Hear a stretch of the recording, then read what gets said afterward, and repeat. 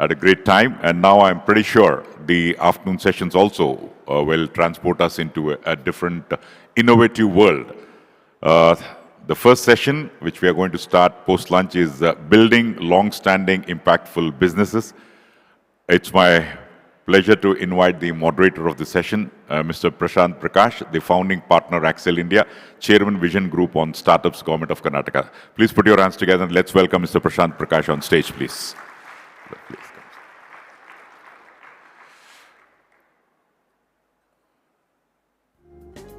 So please.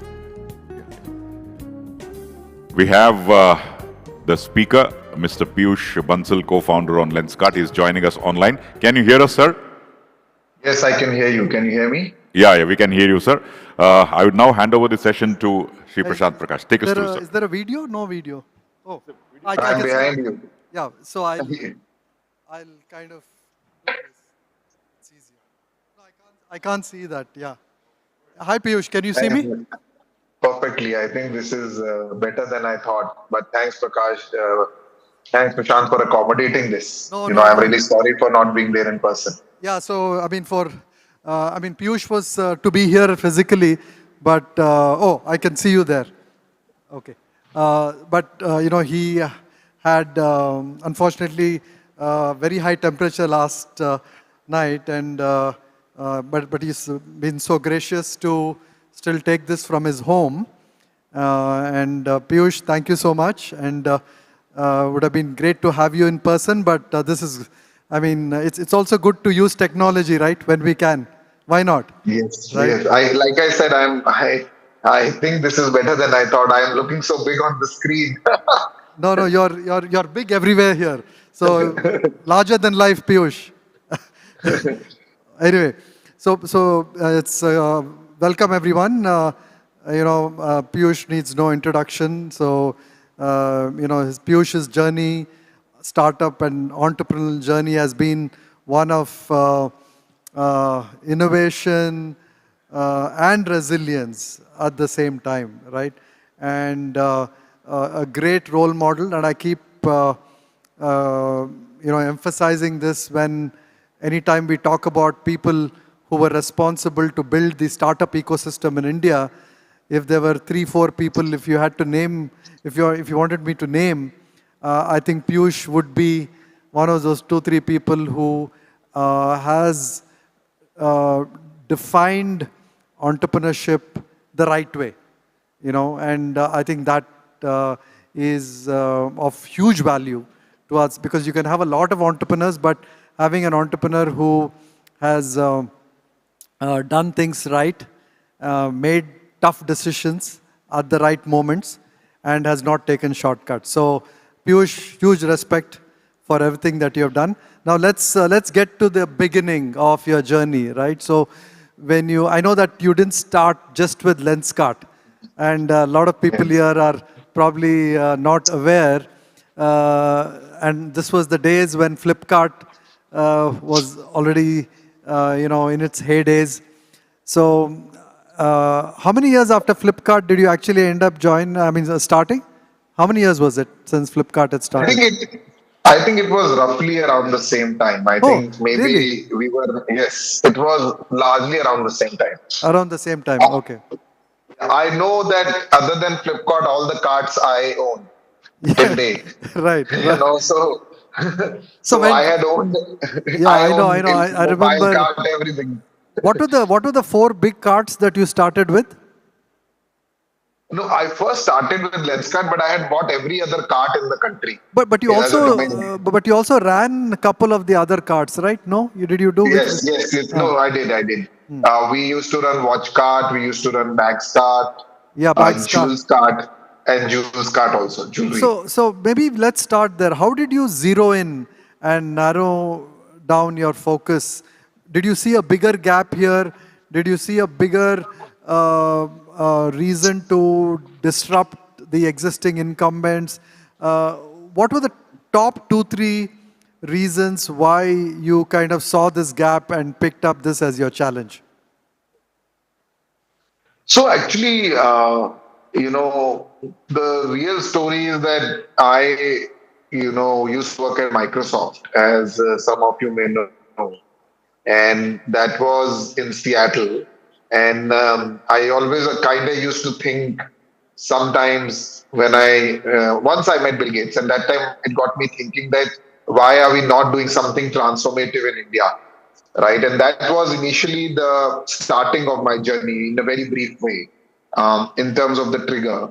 And then when I had come to India, I was trying to find bigger problems that need work and which would really transform things. And that's how I landed up at Vision Care, because in India, as you know, myopia is such a large problem. Right. There's a lot that is written about India being the blind No, capital of the world. but Piyush, if I may interrupt, how did you see that? I mean, who triggered that thought in you that myopia and this space was a challenge or issue? How did you see that? So I was in search of big problems, to be honest. While I was working already on a problem of student housing, and then I read about this in a newspaper article. That was the initial trigger. And then, as curiosity, and today with the internet, you can go as deep as you want into something. But if you ask me who gave the idea, I wanted to do something which nobody is doing. I knew I wanted to do something which would use technology. I knew it has to be transformative for India. It has to be a problem. And then I was reading, and then when I read about vision correction, it kind of think, okay, why is nobody solving this? Right? It wasn't like, okay, this is the next big quick commerce opportunity, so let's go build a business there. Right. So that mission, I mean, that I think also is a very unique element here, Piyush. To have like a nation relevant mission, and it's amazing that you saw it with that lens, and no pun intended, right? With that lens, and got down to this area. Initially, when you started, you were fully online, right? That's how we Yes, started. yes, Yeah. yes. So So, I think as I was, largely working on the problem, my innocent brain used to think that the problem of India is that nobody is selling glasses online.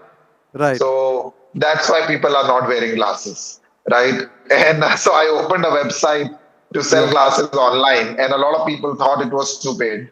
I, in those days, used to have my PowerPoint presentation showing India roads with traffic, and I still remember. And I used to show and say that people don't have time to go to a shop. That's why I have opened a website. Got it. So it's interesting, right? How you actually maybe see the gap, the challenge, right? But you don't actually still understand why that challenge is not being properly addressed. It takes time to get to the bottom of why are customers really not, finding the right product, or So it's interesting that. Yeah, yeah. So what happened is that while my thought was that I was absolutely unreasonable about the whole thing, to be honest. There was I was so obsessed that I have to solve this problem. That was the center of the whole thing. Now, I, of course, may started with an online website, but because I was so obsessed with the problem, I soon realized that website is not the real problem. The real problem is sitting into much larger problems of supply, awareness, access. And I could pivot from being just a website to saying, okay, what is needed to solve this problem? And I think that was largely because I was not trying to build a business yet. Right? I was just trying to solve a problem. And that is very important to understand. If I was just trying to build a business, I would have not been able to make this shift. Right. No, this is a very good nuance. So you had to really see what are the components of making this a real business. Yes. So, sometimes I think businesses, there is a saying that says make meaning and business will follow or money will follow. Right. I think I didn't want I never thought I was making a business. I was always thought I am solving a problem and let's keep going. And in that age, there is the risk appetite is so high and the unreasonability is so high that you're not necessarily working backward from a business plan. Business plan actually came when investors came. Before investors came, there was no business plan. There was like, okay, why are people not wearing glasses? Let's figure out why are they not wearing glasses. And as we discovered these, we realized that though there are not enough people doing eye exams in the country, there is not enough glasses getting made in India. They are so expensive. And then I got deep, the team got really deep into working. I worked in an optical store for a year as a sales assistant for no salary to understand what is happening before we even got anywhere. So really, you actually worked in a store for a year? Yes, and the person whose store I worked in, Yes.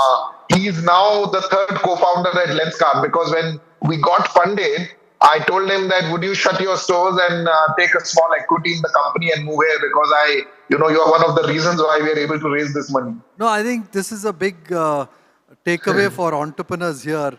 So entrepreneurs usually come to VCs 3 months into an idea and think they've spent enough time and they're ready to fundraise. But in reality, you have to really soak yourself deep and get extremely, micro in terms of understanding the space. And this aspect is something Piyush has embodied very well. To be able to work in a optical store for a year and understand the nuances of a space is really being in mission mode, right, on something. So Piyush, that's something even I didn't know that you did that, but it's great. So there's an opportunity there, right? You also landed on, you found a co-founder. So not only did you, and I think this is where the dots connect. This is the second thing that I want to, kind of emphasize with entrepreneurs, that if you're in the zone, if you're in that kind of space for long enough, and if you keep at it, you'll connect to the right people. And the dots connect, and in very magical ways that you won't even think about or imagine. And later you'll say, wow, how did this happen, right? But anyway, absolutely. So and Piyush, so you got your third co-founder. You raised your first round of funding after that, right? So that was 2 years after you started. When did you raise your funding? Almost 3 years after I started as an entrepreneur. So 3 years after you were an entrepreneur, you actually raised your funding. But before that, did you do some angel, or you just had a little bit of money to bootstrap? So like I said, I started with another startup, which was working on college classifieds. I was making some money through that startup, and we were putting that back in this business. So it was literally sort of self-funded till a venture capitalist reached out to us. We didn't even know what it was about, what is funding, to be honest. I didn't know the F of funding. So I think Chirate TCM reached out to me. He can tell you that story, and I got lucky. Yeah, no, this is amazing. You actually used another entrepreneurial venture to bootstrap your real venture, right? So that's amazing. So you got started with this, post venture, I guess that's when, I think the first thing the venture guys will push you is, Piyush, how are you going to scale? Right? Yes. Yeah. So then you make a few mistakes. You do not always the right push results in the right outcome. So any early mistakes because of this exuberance to scale? Yeah, I think lot of, right? One was like suddenly it started your initial question about the other cards, right? That's when it happened. Yes. When we got the money, now we were trying to build a business. Earlier, we were trying to solve a problem. When you're trying to build a business, then we said, okay, eyewear market, eyewear TAM is small. Let's look at watches. Let's look at accessories. Then, once you have the money, you have the power. So we immediately opened watches, bags, jewelry. Eyewear took 3 years. Watches, bags, jewelry took 3 months, right? Everything was up and running. Revenue was growing from, I think when we raised money, we were 30 lakhs a month. And very quickly we reached to 10 crores a month revenue because we had so many of these other categories. flowing into the business. The GMV was okay. We were also burning money. Our life was very good. Yeah. No. And was it really the reason to start these other verticals was because you thought eyewear can't be that big? Honest, I wasn't thinking that. Okay. By that time we had raised the money and it was like a business plan was given. And yes, the rationale that other people had was that eyewear cannot be so big. Yes. Yes. I I was very, very innocent or very early in my journey to know what is SAM. If I can be very honest with you, I am Yeah. not somebody who comes from that such a strong business MBA degree that I would Correct. say, okay, this is big. For me, even a 400 crore business is a big business, and a 40 crore business is also a big business. But yes, the venture capitalists felt that this is not going to be big, but accessories is going to makes a big market size. Got it. No, actually, Piyush, I'm a culprit there too. And that's why I missed investing in you. Regret till this day, right? I was of the opinion that, hey, eyewear can't be that big online. And of course, you proved everybody wrong. No, and when did you, and I think you did the right thing, which is go where the customer is, not depend on the customer coming online. And you did your, when was the first store that you opened? So I think one thing that I learned in my previous job also was that customer obsession is sometimes considered is easy, but it is not easy, Right, right? right, You really have to go down. You have to be very curious. You have to be very humble. You have to be open to learn. So yes, I did that before I started Lenscart. I did that even after I started the four carts, and I was working. And that is when I unraveled that the true value that we are creating is not in the watches, bags, jewelry.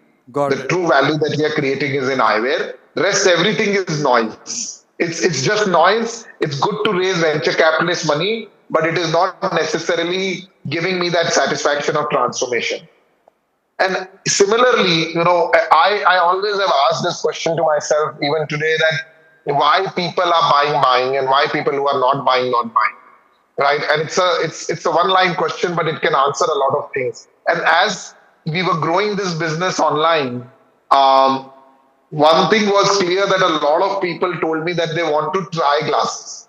Right, Now the venture, the if I don't blame the investors because investors bet money on the founders. But I came back to my investor group and said, "Was this is what my people are saying?" So I opened a store in a market close to my house right, on my way to office, next to another optical store, as an experiment. That was in 2000, I think, 13. And everybody thought this is an online company and this store is not good, but okay, if you want to try to learn, you can do it.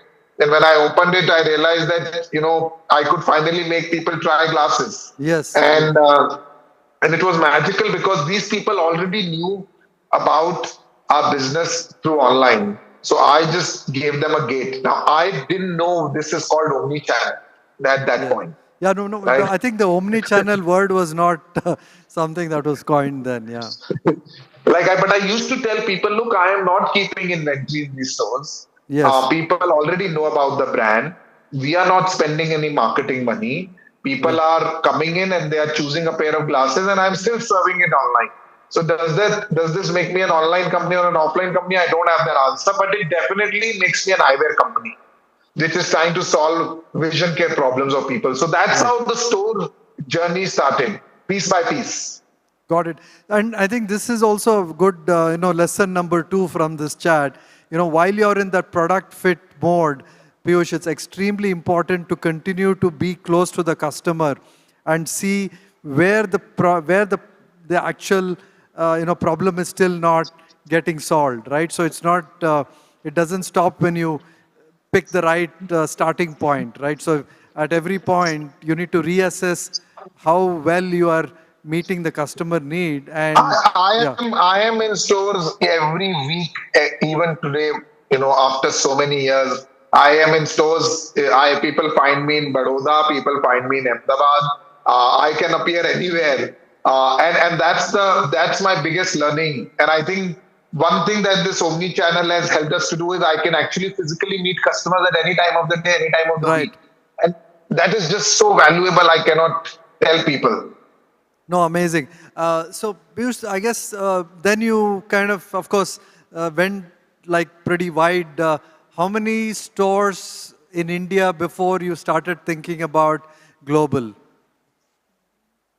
I think the global thought process started very early. Again, for the Oh, VCs, it started very early. okay. For me, it started, I think, when we had crossed 1,000 stores. And it wasn't so much about that we don't have opportunity in India. I think uh, there was this thing that we want to solve this vision care problem globally, because the stats that were shared with me is that globally also this problem is very large. Got it. And and then it was sort of a mindset issue, right? I have kind of now become a little bit anti, because if everybody feels we should not do it, I kind of feel we should do it. No, so I think there was this perception that no Indian company had successfully. I mean, there was the Titans, the Tanishqs.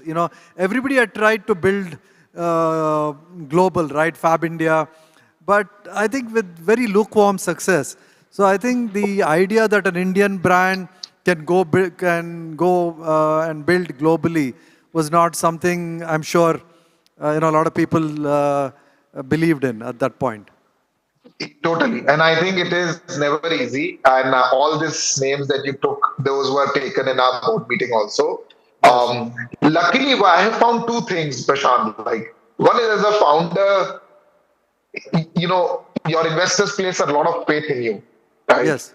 And now it is yours to lose, right? Now, if you can use that opportunity to build Right. credibility, you can use that opportunity to gain credibility. Then when I went to my board and said, I want to dream bigger, because I think why that company did not do well, and those, I don't know.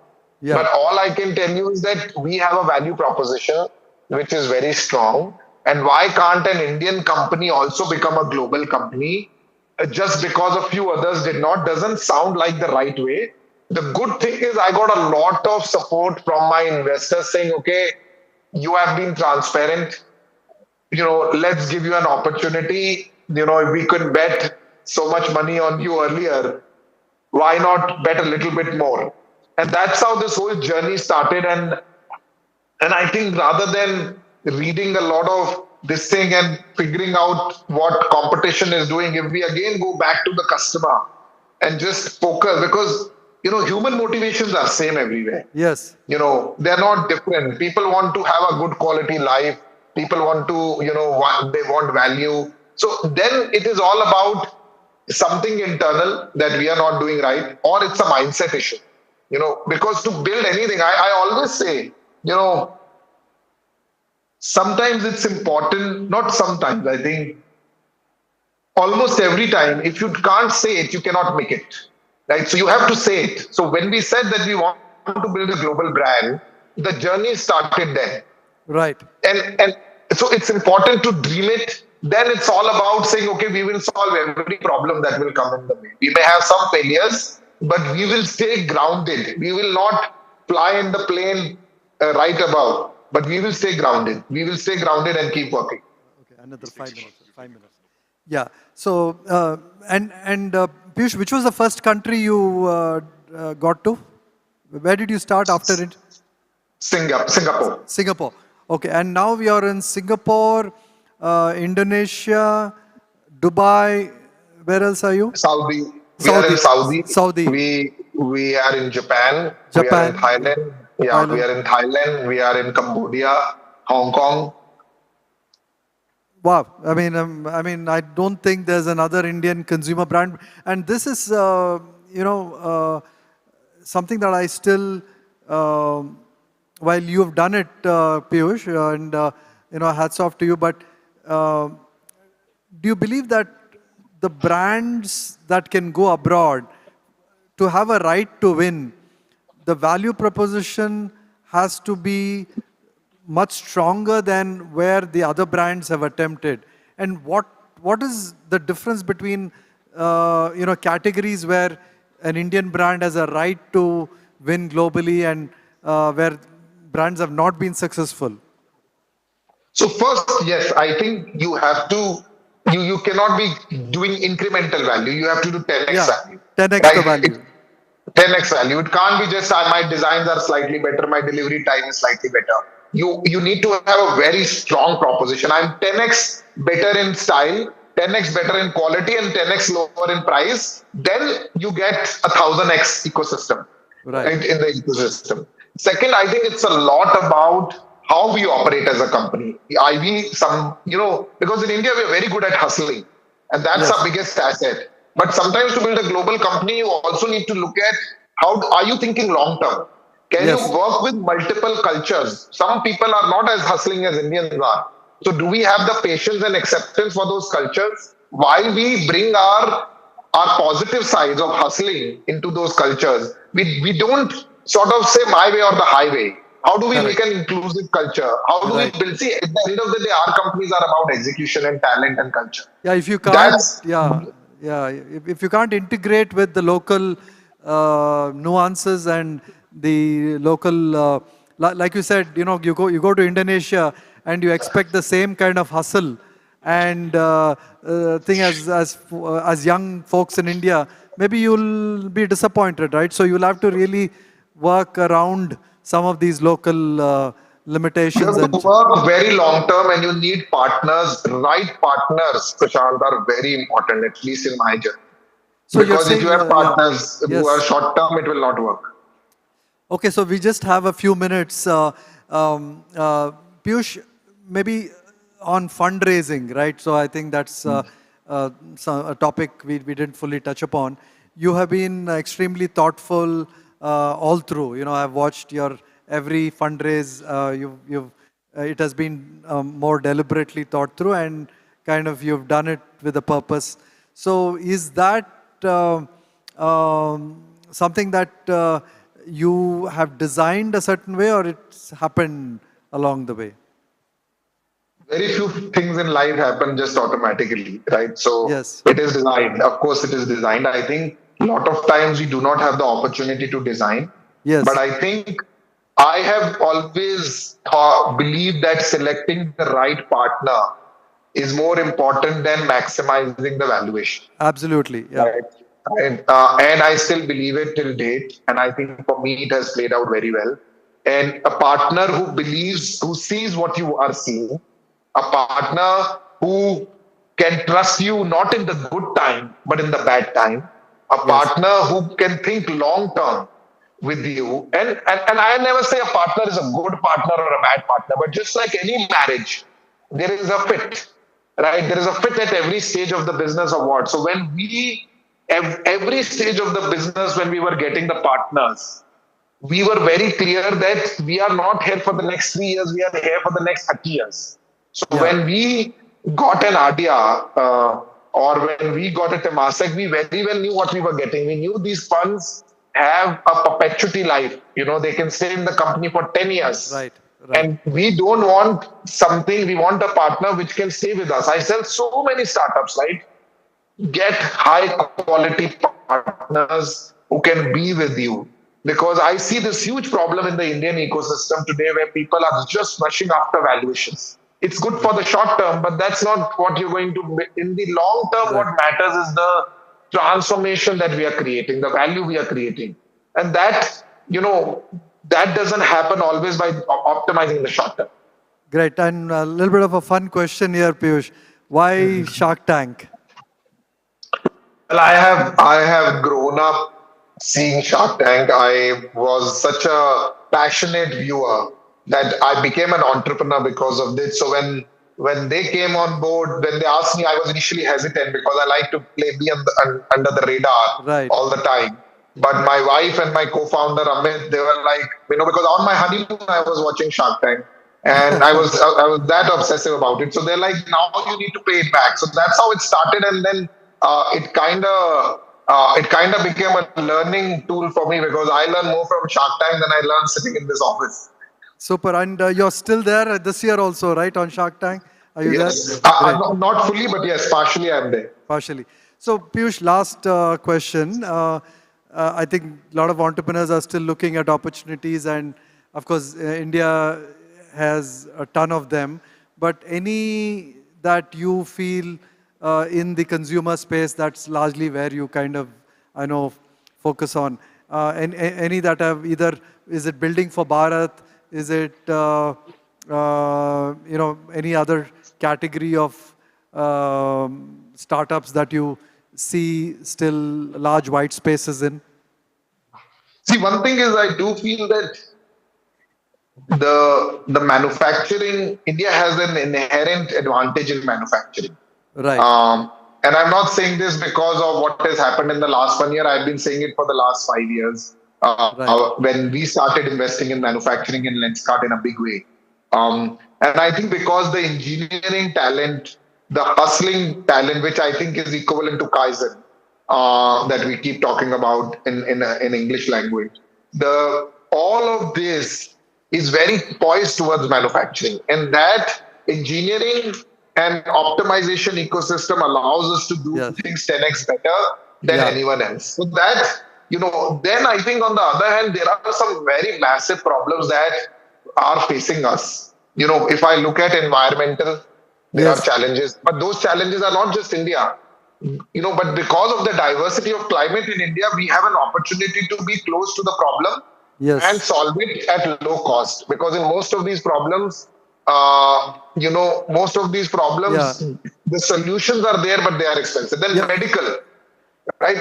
Medical ecosystem today, the number of people who do not have access to high quality medical care is not funny. Whether you look at, we are not only the blind capital of the world, we are also Right. the diabetes capital of the world, Right. right? So if I take up, and you can go on and on to every capital of the world. We are now also the air pollution. So if you look at a problem like diabetes, you look at a problem like health, heart attacks, India can produce medical solutions, medical transformations for the globe is my view, right? Yeah, I think these are three areas that I relate to also a lot.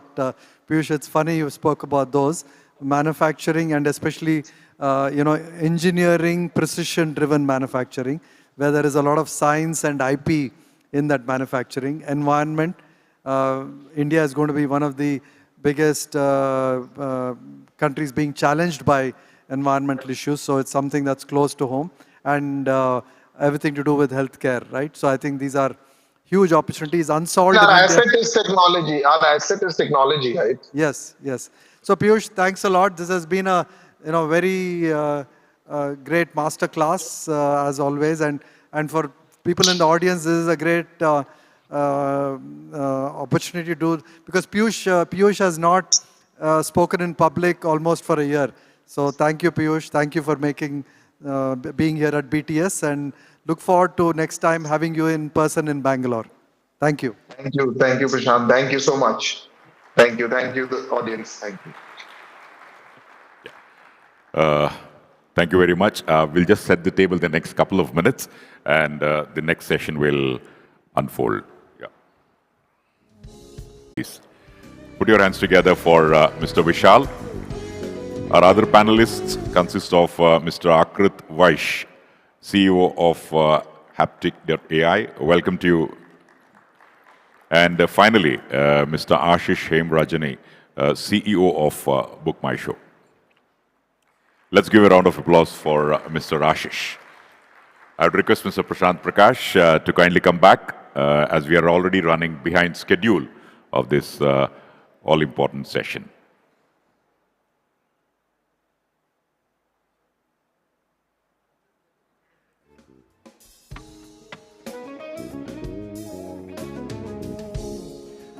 Mr. Prashant Prakash, it's back to you.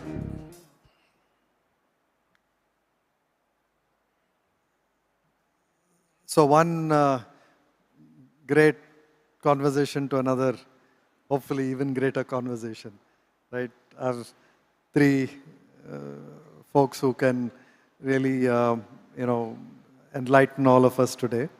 And this was when I was thinking of this panel, I was saying, like, these are three distinct areas, right? All you guys are working on. Of course, AI, you can claim, has a role in everything, but you're in, Ashish, the events and the content space and manufacturing and defense. But I thought, let me pick 3 areas. Maybe the environment one is missing, but otherwise these are also my currently. I'm in the stay out of trouble space right now. Sorry? I'm in the stay out of trouble space. Yeah, I know. You're at the. you Just the first question to him: how do you get Coldplay tickets? Yeah, I don't know what you're talking about. So anyway, let me start with the hard business, defense, right? So Vishal, maybe first you can do a quick introduction of yourself, and then my first question to you is, we've been a big defense consumer as a country, right? So I think, I don't know, after oil, is that the biggest place where we lose a lot of our foreign currency? But the government has, I think, over the last 10, 15 years, been working on this, getting a lot of defense technology to be built in India, and defense is an area where you have this, what Piyush was talking about, right? This intersection of great science capabilities that India had, maybe not like, the 90th percentile, but sufficient science, good engineering, right? Because of what we have imbibed in the auto industries and some of that. And we have, of course, great software capabilities. I think we need all of these in defense, right? Why have we started to see these tailwinds? And I'm starting to see this momentum build up in defense. Maybe quick introduction and then. So I'm Vishal. I'm one of the founders at ZWork. ZWork predominantly, amongst other things, is in renewables, defense, and electronics. Coming to defense, Prashant, very, very valid question. There's a lot of excitement around defense. Some of the things which are driving this is, one is, of course, we are in a particular geopolitical situation. The defense supply chains are heavily fragile, as has been exposed. And hence, when you live in a certain neighborhood that we live in, it's very important to have complete custody of our own supply chain to be prepared for any eventuality. Second is, as you rightly pointed out, defense is one of the largest components of defense expenditure, and bulk of it still goes outside the country. If any of those manufacturing or integration can be catalyzed within the country, it will only help in expanding our economy rather than losing those dollars. Third is IP generation, right? Defense is one area where, if you see the traditional large MNC defense companies, they have a right to play because of the IP. And this is the time when India is creating its own IP. Our situation, our threat perception, our threat analysis inside the country, outside the country is very unique to us. It's very difficult to bring a European or an American technology to address those threats. And hence, it's very important for us to have our own IP to deal with our own situation. And fourth is Indian companies, when there is a situation where you need to urgently attend to it, you can't be waiting you can't be dependent on a company which is based outside. An Indian company would respond to those situations with a great agility, speed, and with passion which is far beyond business. So I think these are some of the trends which are driving this, and whilst we are seeing a lot of on-ground momentum on indigenization programs that have been launched, and the products are actually coming out. So that's great momentum on ground. Yeah, so we'll come back later to the challenges and some of the, from a startup perspective, some of the impediments, because it's not an easy space, right? It's not like starting the next e-commerce consumer business. Defense is a hard business in multiple ways. Ashish, wars are great and everything, but really what people want is fun and entertainment, right? And that's what you provide. The movie business, of course, has gone through its own challenges, and COVID put it in a different orbit, so to speak. So maybe first, and it's good to address both. Where do you see the movie business going? And where do you now see a new role for the going out entertainment space, which seems to is it a generational shift that is really making this happen? And this happens every, not 10 years, but 20, 30 years, you see a huge shift. And sometimes these things happen suddenly. You just don't know why, people who were not consuming something yesterday just want 10x of that today, right? So just maybe a little bit of these aspects. And of course, everybody knows you, so, but please, yeah, go ahead. Hopefully lesser people should know me, given what's happened. Yeah, in the till last you few finish weeks. Coldplay, nobody should know you, yeah. So, thank you for having me over. Look, I'll try and contextualize this by being slightly politically incorrect, but that's not my intent. We live in 4 Indias. There is the London of India, which is 5 million people, which have the highest purchasing power parity anywhere in the world. And the income that this group has within the country is extremely, it's very polarized, right? It's about 5 million, yeah. 5 million individuals. You've got about 50 million Indians, which I define as the United Kingdom of India, English-speaking, private healthcare, private education. Between this group, there is probably 60% of the wealth of the country, 70, maybe even more. Yeah, and if you look at consumption wealth, is probably 80. I mean, material. Exactly. If you look at the not consumption, not staples, right? Correct. Outside of staples, probably 80% is consumed. Exactly. And then you've got 400 million Indians, which I say is the emerging middle class, which is the Brazil of India. And that income group has jumped 4x in the last 15 years. So $100 a monthly income of that household is now grown to 400. And if you were to compare as a PPP to the US, what gets you here for 100 is what you need in the US as 400. So that's about $2,000, $1,800 to $2,000. Yes. And then you've got about 300 million Indians, which I call the Africa of India, underserved, undernourished, and exploited by probably the group on top. So you guys cater to the... All 4. All 4. All 4. Our charity caters to the Africa of India. What caters, sorry? Our charity, Book a Smile, the 1 rupee that we take and all the work that we do caters to, you don't make money out of it. The charity, yeah, okay. The charity, Book a Smile. Yeah. We cater to the Brazil of India through regional movies. Regional movies, yeah. And then we cater to the United Kingdom of India through Hollywood films and touring acts out of India and some of the more reasonable acts. And then the London of India is catered by all the international touring and the IPs that we have, including the one in Bangalore this weekend, which is Bandland. Bandland, yeah. Which has Avenged Sevenfold and Extreme as the headliners. So, look, if you look at the movies business, it's going through its churn because of certain systemic issues. But if you were to look at the movies business, you've got 12 screens per million people in India, as opposed to 120 screens per million people in the US, as opposed to 65 screens per million people in China. We're a hot country. It's an assault on your senses. It's monsoons, maybe 4 months of the year in large parts.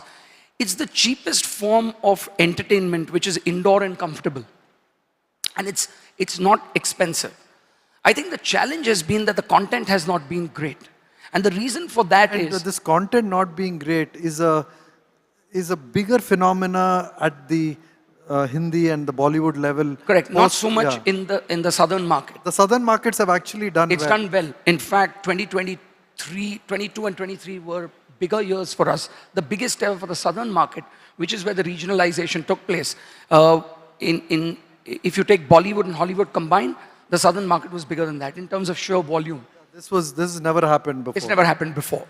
And then you've got a lift for Punjabi films, you've got a lift for Gujarati films, Marathi and all of that. So there is a definite shift. The challenge in the Hindi film industry has been that, in the pandemic, a lot of the great screenwriters, script writers, all of that moved to digital. And when sensibility prevailed, like edutech and all of that, the churn, all of them moved back because the platforms are not paying so much. But the other challenge is that a lot of the talent in the way the structure of the Hindi film is business is that the skew towards paying for the talent is a lot. And so the writers and the script writers and the people that actually make and complete the entire film don't get paid as much. So till those don't get fixed, you will always have subpar or sub-quality content. And unless that content and good story writing doesn't happen, you won't see, you don't need those 100 crore films. You need a lot of those 20 crore films, 25 crore films to fill up those cinemas. Are you starting to see a little bit of It will. So towards the end of this year, you will see that shift happening. So that's on the film industry. Yeah, and you still need to move away from the concentration of the Bangalore, Delhi, Bombay in the top 8, 10, 15 cities to going into deeper India. So today there are 700 cities and towns where there is a movie theater, which we cater to. 700 cities. 700 cities and towns. And today, more than 50% of our growth and our sales comes from outside of the top 26 cities in India, which was not the case. Till about 5 years ago, 90% of our sales came from the top 26. And today, 50% of our sales comes from outside of the 26, which we call rest of India. So we have the top 8 cities, then focus markets, and then the rest of India. So that's on the movie side of the business. On the live events, look, it's a culmination of a few intersections. I think the challenge has always been that India, unlike China and other markets, is an open market. The Facebook of India is Facebook, the Google of India is Google, the YouTube of India is YouTube. It's not, none of these are blocked. So the aspirations of an Indian-speaking, discerning audience and young diaspora of India, it's a very young country, still continues to have the same aspirations because they can see the same content which globally every kid sees. It's just that A, this was not available at the right price and not at the right quality. Events in India were always, the water would not be good, the ingress egress would not be good, the venues would not be good. The experience, the artist does their job. But if the show is good, you remember the artist, but if a show is bad, you remember the guy that took your money, and Book My Show always takes your money. So it was incumbent on us to not just be the platform, but control the entire 360 to make sure that that experience is at par, just not good enough for India, but good enough globally. And I think just by doing that over the last 4 or 5 years, it's become a virtuous cycle where those kids now want to go out and have the same experiences like anywhere else in the world. So it's really that experience that, kudos to you guys that you've kind of built an industry. Thank you. And hopefully you will, being the first mover, you should also be the one who benefits. It's hard sometimes, so you need to have more players to actually make it an industry. But I think it's good actually. In some sense, I think the market expanding is good. I agree. And, let somebody else pay for it. Yeah, somebody else also benefit, right? Akrit, so AI is the fabric of innovation now, right? So you can't talk innovation, you can't talk any business, you can't talk entertainment without what's entertainment going to disrupt in AI, what's entertainment going to disrupt in warfare, drones are not good enough if they're not smart enough, right? So AI is everywhere, but where's the India opportunity? I sometimes wonder, is this an area that, there's let's contextualize it to the Brazil of India, maybe the Brazil and the Africa, and then the San Francisco and UK of India, right? So maybe one is more the more elite, and so maybe you can look at both these and say, where do you see, and then we'll get to maybe India producing for the rest of the world. So it's really 3 different opportunities. Maybe contextualize it for everybody. And Akrit leads the AI mission for India now.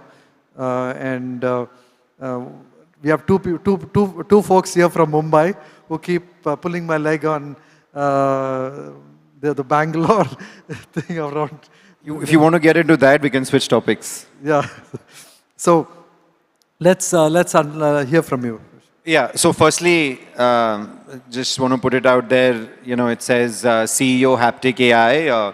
I spend most of my time, like Prashant said, at the India AI mission now.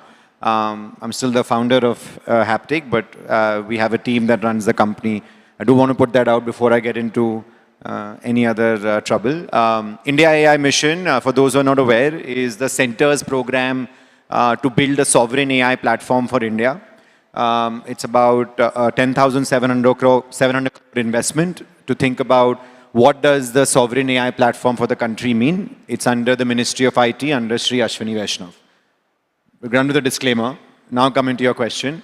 So, yesterday there was a really interesting thread on Twitter, of all places, where the founder of Perplexity, Arvind, he's in India right now. Oh, he's in India right now? Yeah. He's not come to Bangalore. I don't know why.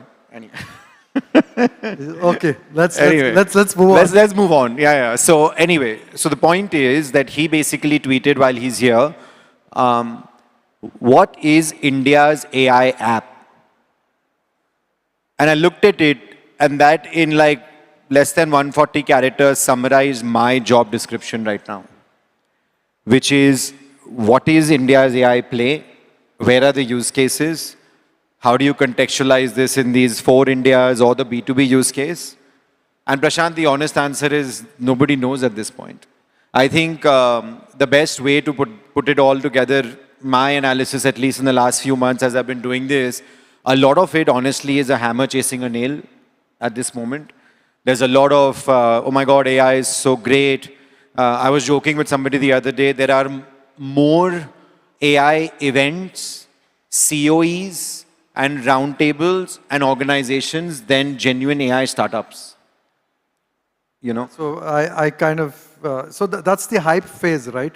Most industries go through that. Correct, but I think this is... Then people start building real stuff. Yeah, but look, where we are today is because of what's happening in the West. I think AI is just too much hype and not as much as we'd like to see on the ground. So back to what you asked and my job description, which is discovering what is India's AI app.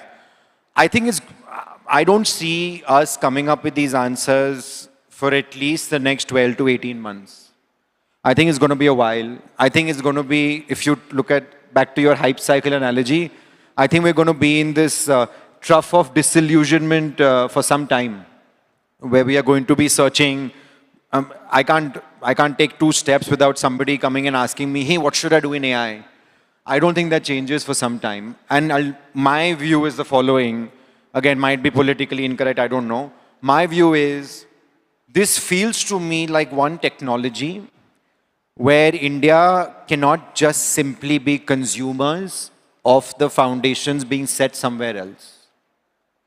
So, I'm wearing a Axel VC hat. And sure, which you always do. No.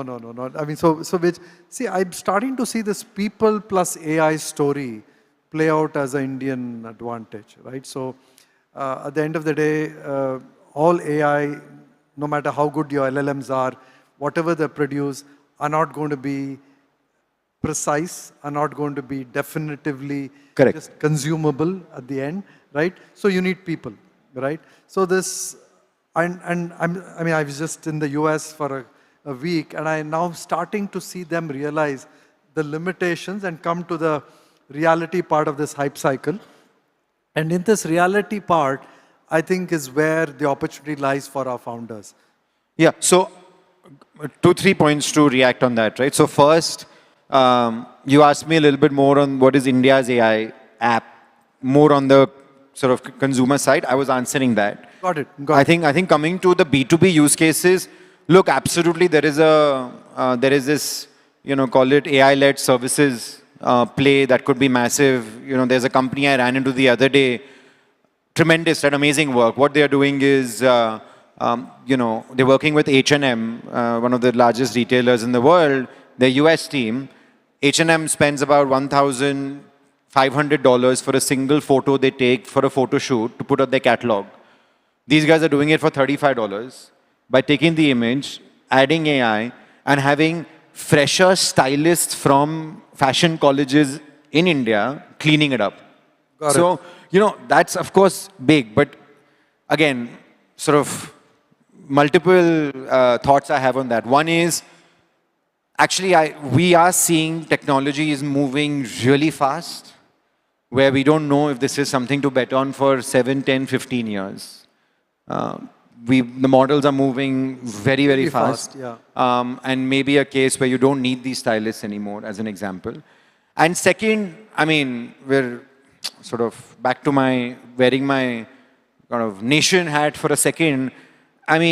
Is that moving the needle for our core issues? Is that creating potentially the next Book My Show, as an example? Is that creating the next large Indian consumer or internet story, I don't know.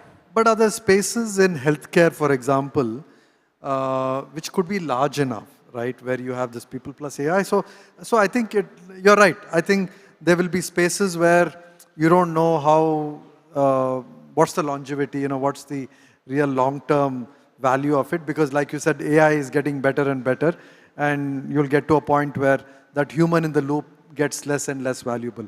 But there are probably spaces where... yeah, I think we are waiting, honestly, for our ChatGPT moment. We are waiting for that inflection point, and waiting as in there's obviously a lot of effort going behind it. But again, if you look at pattern, whether it was Internet V1, took us some time, 4-5 years later, we had inflection. Got it. Internet V2, we had data, geo, UPI. So I think it'll happen, but it's not anytime soon. So Vishal, I think, I feel that India's AI moment is actually going to be in defense.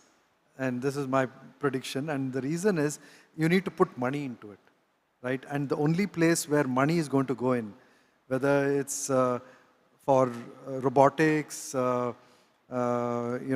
these smarter unmanned vehicles, precision manufacturing, AI there. So just what are the spaces where you see AI actually disrupting defense in the defense industry? Multiple, actually, because nothing is constant. The battlefield is evolving every war after another war, and all of us have seen videos, a small drone shooting down a tank and a small drone shooting down a person. And much of that is possible because we have been able to train the systems to correctly identify what is threat and what looks like a threat. So all the new programs, all the new products where software is getting embedded, AI is a very critical element because wars are expensive, and it's And the whole kind of paradigm is shifting, right? And the paradigm is shifting towards the role AI can play. Absolutely. Rather than how big is your tank or how big is your missile. Yeah, eventually it's the guy. It's no longer about heavy hardware, and battles are today fought in the electromagnetic spectrum. Correct. So which is why AI is very important. All the software codes which are written today, at least in the defense application, have an element of AI. Of course, it needs to improve by leaps and bounds, and which it is happening. And do you see, I'm also a big believer of kind of India leapfrogging some of these, right?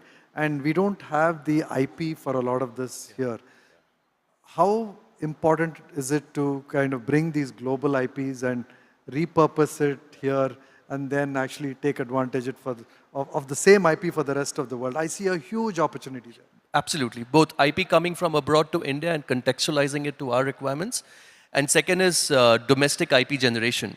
If you see, there are some programs like the IDEX and the Aditi where government is funding these development programs, and there are a lot of people who have come forward with these ideas. So that work is happening at a great speed, and there's more and more improvement every day that we see. But AI, particularly in the way we perceive threat and we address threat, has got a tremendous potential. I think we have not even fully understood the potential that it has for our applications. Great, Vishal. Ashish, in content, what do you see the role of AI? And of course, there's two questions there. One is there's this new millennial audience, and everybody is a content producer now. And I think on YouTube, the last statistics I heard was there are 15 new podcasts that start like every hour. 15 new podcasters every hour on YouTube. So you can imagine the number of podcasters we would have. So I wonder who will watch podcasts. Everybody's busy actually creating podcasts. But anyway, so in multiple dimensions, the paradigm of content has changed, and I'm sure AI will play a role. But so maybe you can talk about a little bit both. How do you see content in India? And we are different from China, right? So because we are kind of part of this global content ecosystem, and we have our own flavor, but still it's the Instagram, it's the same YouTube, it's the same, right? So how do we fit in there, and what's going to happen to our content ecosystem? Some good, some bad. Call me old school, I'm 50 years old, I'm grey, so I'm a little old school there. But look, I think in anime, digital, gaming, console gaming, AI can play a very critical role in entertaining. The tools that you use, the scale that you get, the creativity that it can give you can be tremendous in animation. But it also is causing disruption when the IP right holder is a human, right? And the voice belongs to the person, the face belongs to someone. So, and that voice or that music, you can use generative tools to replicate that. And then the ownership of that and the economics don't flow to the right person will create a huge disruption. Eventually, we'll have to find a path. We did that with MP3, we did that with files. Things happen. You push the envelope. Sometimes you cross boundaries, but eventually something good hopefully will come out of it. But we are at that phase where you're going to push boundaries, you're going to break laws, you're going to innovate in the garb of innovation, you are going to push the envelope, where the creator community, there's a whole set of creator community that exists today. So even if you see short form content and digital content is getting shorter and shorter. Shorter, yeah. And then there's experiences on the other side. So they're on 180-degree spectrum opposite each other. So either these kids want real life experiences and don't want to own hard stuff. They don't want to own apartments. They don't want to own a car. They don't want to own a Rolex watch, for example. That's a very small set. But they want to experience everything. So the experience is part, I mean, it's like it's a dichotomy, right? It is. Yeah. So either it's one end of the spectrum that they want a moment in time and they want to capture that, and they want to capture that on a digital device to tell people I was there. So when you go to a concert and you have 100,000 people there, I bet you there's 99,999 phones out there capturing that moment but not looking at it with your bare eyes. Yes, right? yes. And immediately, and the biggest need that we have today is that everybody wants to upload it at that time, and all the networks go down in spite of us putting as many cows at these festivals or these events. So I think, to answer your question again, I think AI will have a very critical role in the content creator community, and a lot of the generative stuff that will come out of it on digital, anime, gaming, and I think that will continue to scale. But on the other side, we'll have to see what disruption it causes and whether it can be beneficial or there will be, it's going to cause a lot of disruption. The jury is definitely out on that, yeah. Agrit, now talking about, areas like health, right, education. Now this is just wearing that mission hat and see where, you can move the needle in India in the next 25 years as a nation, get to a better place when we are the whole Viksit Bharat thing, right, at 100. Are you starting to see collaborations between the government, philanthropy, and entrepreneurs who want to really move the needle for, the bottom 400, 500 million? And is that going to be a big focus area for the AI mission? Yeah, answers to all of that is yes. So are we seeing health, climate, agriculture, education? 4 areas where we are seeing a lot of collaboration between entrepreneurs, established startups, companies, big tech coming forward, and then of course policymakers, whether it's states or center or us, trying to figure out what the right use cases could be. I think the elephant in the room that nobody talks about when it comes to all of these things is the access and the application of the right data set. I think once you the lack of enough contextual local data.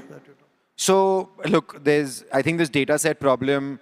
Once an individual starts working in AI or starts deploying something in AI, I'm sure you've seen this as well.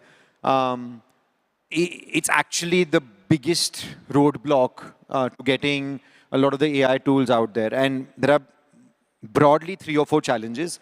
First is the data available in the first place? Let's assume it is. Second, is it AI ready? Right. That itself is not easy to do. That's a huge data engineering problem in itself. Absolutely.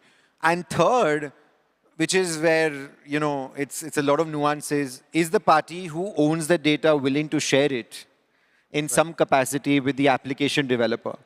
I'm not sure if, I mean, it was somewhat public, but happy to share it over here. You know, the maximum amount of time companies, particularly like OpenAI and Anthropic are spending, more OpenAI than Anthropic, is basically traveling all over the world and cutting deals to get access to data, whether it's governments or whether it's large publishing houses, right? Because that's what will ultimately make one model better or different from the other. So are there use cases in those sectors? Yes. Are there entrepreneurs, philanthropy? Yes. The challenge is twofold. One is this data set and how do you marry it? And second is, of course, this is where I'm also slightly conflicted, right? Which is, do you think of these as eventually, you know, private industry startups that should be built to create a lot of value? Or social enterprises which are really, you know, somewhere middling between not-for-profit and... Correct. Yeah. And if you, again, pattern of just what I've been observing about India, largest impact always comes industry, for-profit, large private institutes. So if that's going to be the case, how do these things make money? Then becomes the question. Great. So I think we're running out of time. So I'll maybe have one final question, and a lot of entrepreneurs here, and always good to get from somebody in the space some still gaps and you know, white spaces that you still see in the area that you work in. I think Akrit, maybe starting with you. You know, I mean, we have somewhat discussed a lot of it, but the B2B enterprise opportunity and maybe monetizable, but yet large-scale India, health and environment and education, are these the two areas that you would?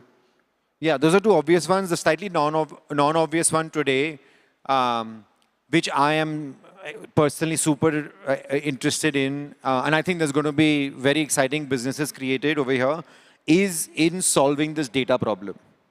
Okay, got it. So just look at this problem statement, go deep and see how you can solve it. Very little work happening here.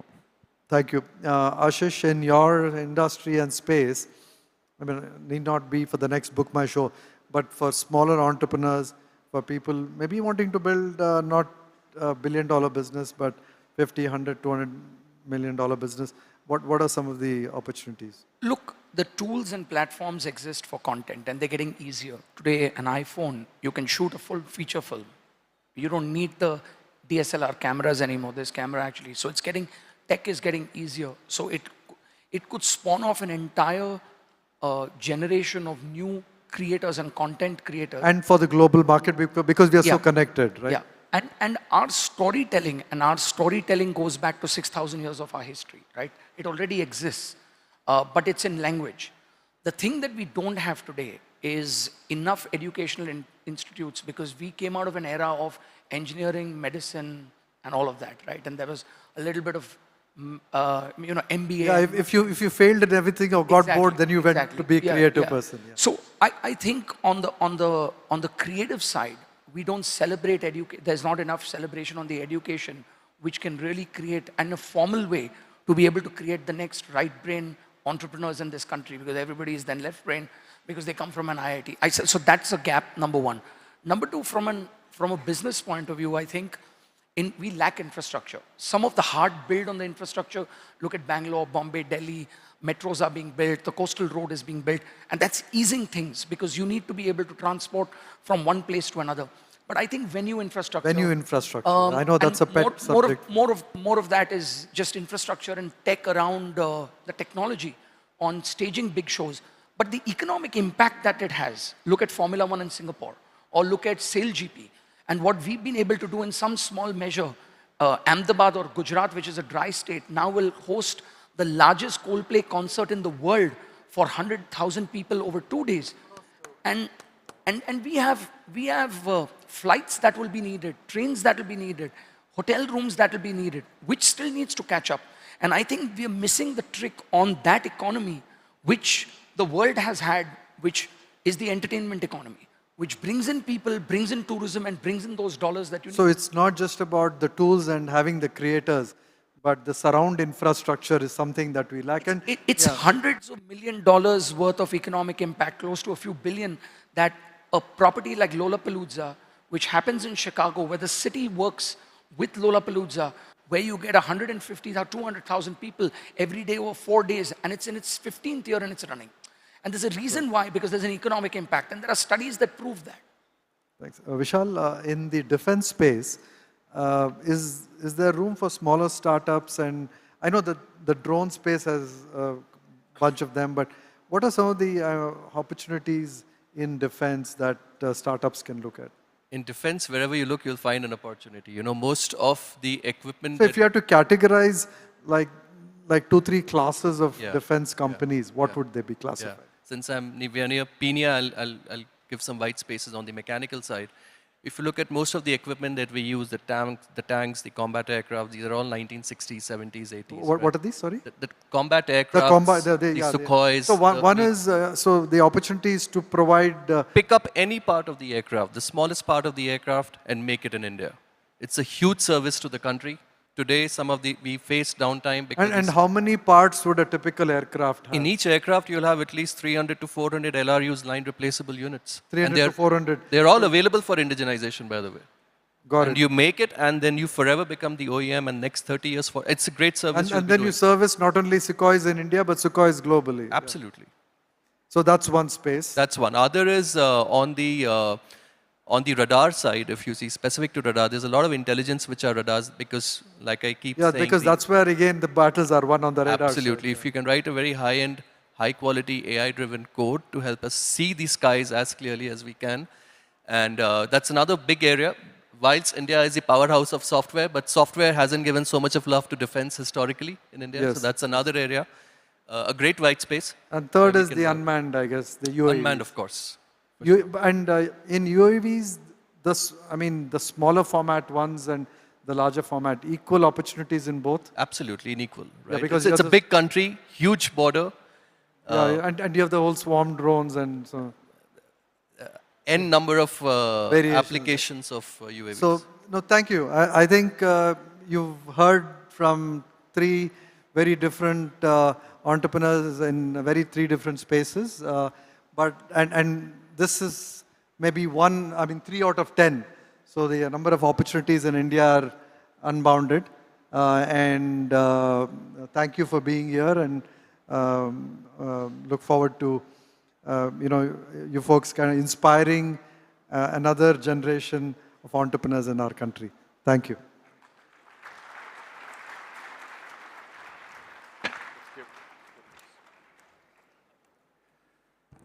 Thank you very much. And before we leave the esteemed panelists, I would request our moderator, Mr. Prashant Prakash, to give a mementos to all the panelists.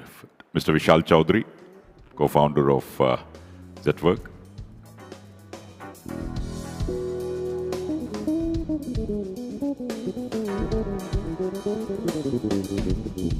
Thank you very much. Also to Mr. Akrit Vaish, the CEO of Haptic.ai. And finally to Mr. Ashish Rajani, the CEO of Book My Show.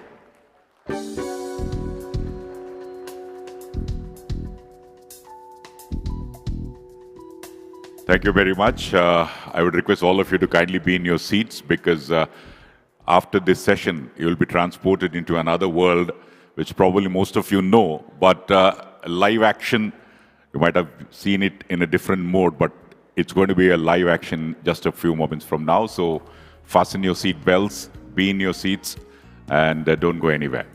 In the next couple of minutes,